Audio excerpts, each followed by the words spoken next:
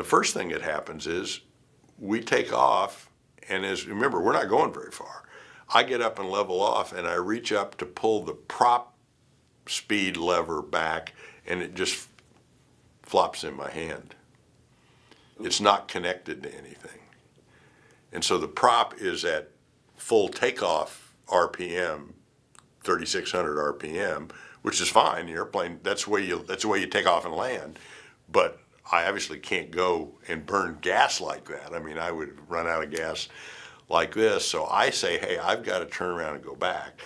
Well, now I've got to land a fully loaded A-1 with fuel and all this ordnance and not get hot brakes and not close the runway by taking the barrier. So I rolled all 8,000 feet before I got slowed down, taxied in, shut the engine off. Meanwhile, Colonel Robinson's on his way to the SAR. I said, boss, you just go on down, I'll meet you. Crew chief opens up the panel on the side, looks, reaches down in his box and pulls out about a 2-inch long cotter pin, which I was very familiar with from my auto mechanic days, and holds it up to me and goes like this, and I go, yeah. So it's linkage, and he puts the cotter pin in the linkage, and he looks at me and he says, check, and I go like this, and he closes it down. Meanwhile, smartly, the crew chief has pulled the fuel truck up and topped me back off because I used some gas taking off and coming back around. So I go off, take off again. So I'm 15 minutes behind Colonel Robinson.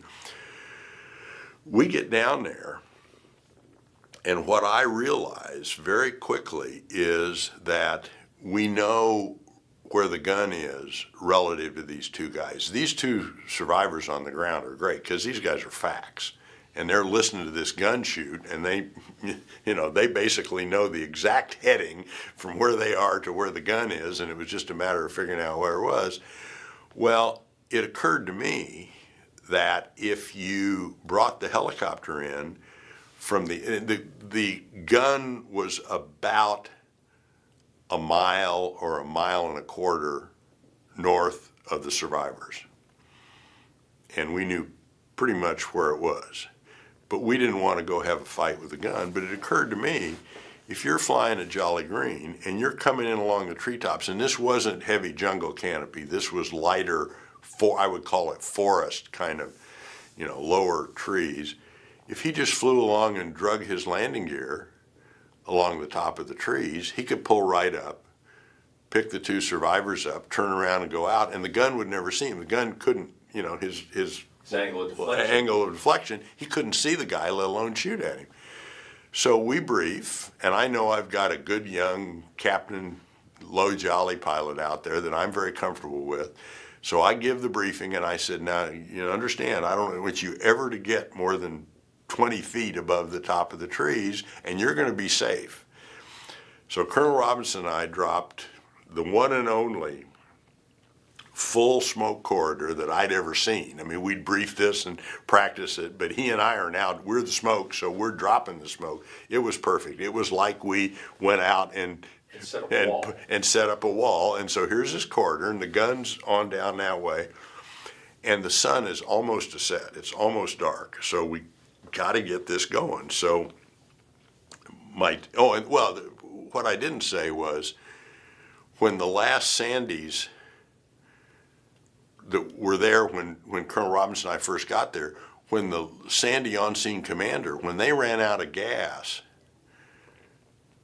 whoever that was, and I don't even remember now, realized that I was the on-scene Sandy qualified flight lead who had been sitting there watching the whole thing for 2 hours, where the other Sandys that had just gotten there had come from Da Nang and Ubon, and they didn't have any idea what was going on. And he said, okay, Smoke was my call sign. He said, Smoke 44 is now the on-scene commander. So it was unusual that somebody with a call sign other than Sandy was now the on-scene commander, but to the hobo squadron guys, it was that's Randy. Yep. Randy's a Sandy lead. This is what we ought to do. So we briefed this, and we're 4 A1s in our daisy chain, trying to get this guy to shoot and making sure that, and we were flying so that we flew behind him when we went to where he was. So if he was going to shoot at us, he had to turn around and point completely away, you know. I mean, so, and we would, You're drawing fire. you know, we were trying to tempt him. Guy never flew. I'm sure they were listening on the radio. Never fired a shot at this point. We look up, and as the sun is setting, and it's dusk, here's this Jolly Green 600 feet up in the air.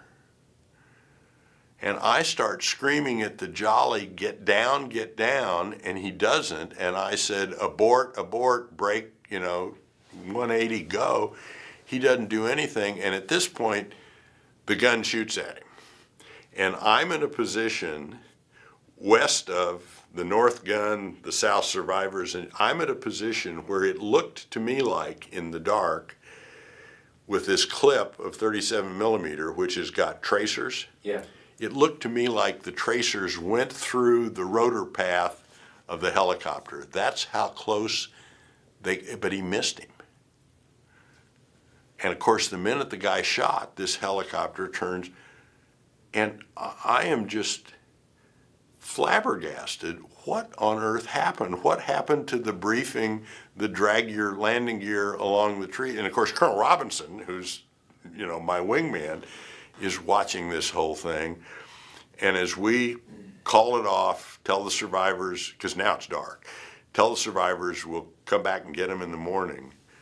Colonel Robinson says to me on the FM radio, Randy, don't talk to the Jollies until I do. And I could tell by the tone of his voice that he was furious. I mean, he's not mad at me. He's just furious about what just happened. So here's the punchline. We get back to NKP. We both go over to the Jollies, or they come to the command post. And the young captain tells us what happened. There was a lieutenant colonel who had been the commander of the Jolly Squadron at NKP, who had been fired as the commander. And he had been sent to Saigon to the rescue headquarters, where he was sitting behind a desk, and he'd been doing that for 4 or 5 months. And I knew the guy because he was there when I first got to NKP. He had come up to NKP to fly his one mission a month so that he got his combat pay. He had bumped the other captain, who was the high Jolly, without any of us knowing it. So when Mike Foss went down to start the SAR, he thought he had the two captains that he had briefed with that morning as the two Jollies, and instead he had the captain as the low Jolly and this lieutenant colonel from Saigon as the high Jolly. What this guy did is he ordered the captain to change places with him to do the pickup. Oh, no.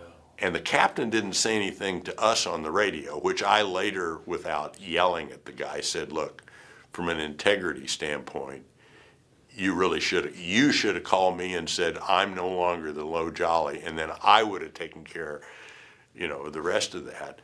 But anyway, Colonel Robinson was so livid that guy was on the C-130 back to Saigon within an hour, and to my understanding, never flew another combat mission.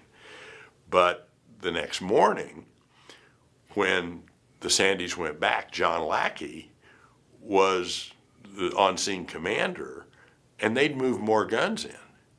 Oh, So really? John and I didn't fly that day, but John and the other 3 Sandys took like 3 hours to make it safe enough, and then John ran the Jolly in exactly the way we had briefed it, and picked the 2 guys up, and it came back to NKP. But it was one of those things where, you know, in my mind, what could I have done different? Nothing, absolutely nothing.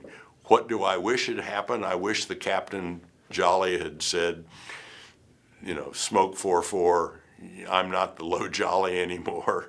It's not like you had time to see what they were doing. No, and no, they're out there out of sight, and And see, that conversation they had took place on a frequency where my two other Sandys, they couldn't hear it either, so they didn't know what happened. They just all of a sudden see the guy, start the run-in the way we briefed it. But it was one of those things that would have been an absolute tragedy if those guys had gotten captured or killed that night instead of being picked up, because we had them picked up. Or if that Jolly had taken hits and caused Oh, yeah, greater and issues. oh, yeah. Then you've got how many Yeah, crew were on five, Jolly? yeah. So you would have had 7 on the ground if you were lucky. Exactly. Exactly. That could have been absolutely. So tragic. Nail 3-1 Alpha and Bravo was not my favorite mission, but it had a good ending. Well, I can see where that is, but it's all the contributing factors, and thank goodness you guys had come up with a great plan Yeah. and adhered to that. Yeah. But the thought of more guns coming into the area, the Vietnamese loved baited traps. Oh, absolutely. And people would say, you Sandys are so brave because you go down there and troll at 300 feet. And I would say, we're not as brave as you think, because most of the time those guys were too smart to shoot at us. Because if they shot at us, we knew where we were. We'd come back and shoot at them, and they wanted to shoot at the helicopter. They weren't after A1s. They were after Jolly Greens.